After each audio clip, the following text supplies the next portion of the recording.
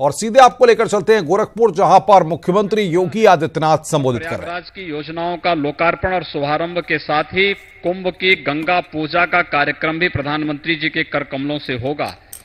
और आपने देखा होगा प्रधानमंत्री जी ने कार्यक्रम को अपनी अनुमति दी और कुंभ का शुभारंभ प्रधानमंत्री जी ने गंगा पूजा से किया। अब तक 23 करोड़ से अधिक श्रद्धालु प्रयागराज कुंभ में संगम में स्नान कर चुके हैं। इतना भव्य आयोजन, इतना दिव्य आयोजन और उसके पीछे का संदेश भी। आज पूरी दुनिया भारत की ओर देख रही है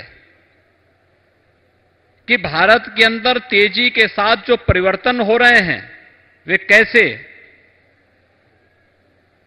कुंभ का संदेश क्या होना चाहिए। आपने देखा होगा इस बार के कुंभ के आयोजन पे कोई प्रश्न नहीं खड़ा कर सकता, क्योंकि इस देश के अंदर भी और उत्तर प्रदेश के अंदर भी जो सरकार है वह इस देश की भावनाओं का प्रतिनिधित्व करती है, भावनाओं का सम्मान करते हुए आगे बढ़ती है, उस आस्था का सम्मान करती है।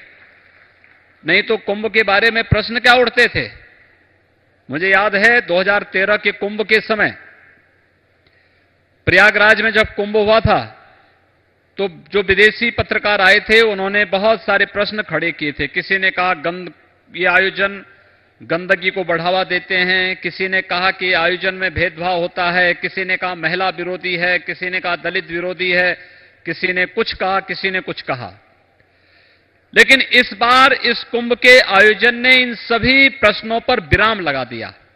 और विराम इसलिए लगा दिया क्योंकि कुंभ का आयोजन किस रूप में भव्यता और दिव्यता के साथ होना है, इसके लिए देश के यशस्वी प्रधानमंत्री मोदी जी ने जो मार्गदर्शन दिया था, हम लोगों ने उसको पूरी तरह वहां फॉलो किया और उसका परिणाम था कि कुंभ का आयोजन पूरी भव्यता के साथ, पूरी दिव्यता के साथ हमारे पूज्य संतों के आशीर्वाद से बहुत अच्छे ढंग से वहां पर संपन्नता की ओर चल रहा है। ये हम सब के लिए गौरव का विषय इसलिए भी है कि कुंभ में इस बार बहुत सारी चीजें देखने को मिली। एक स्वच्छता का, ये स्वच्छता का संदेश भी गुजरात ने दिया है देश को। याद रखना, ये बापू का 150वां जयंती वर्ष चल रहा है, जन्म जयंती का 150 वर्ष गांधी जी का है ये। और गांधी जी ने स्वच्छता का संदेश दिया था, स्वदेशी का संदेश दिया था, स्वावलंबन का संदेश दिया था।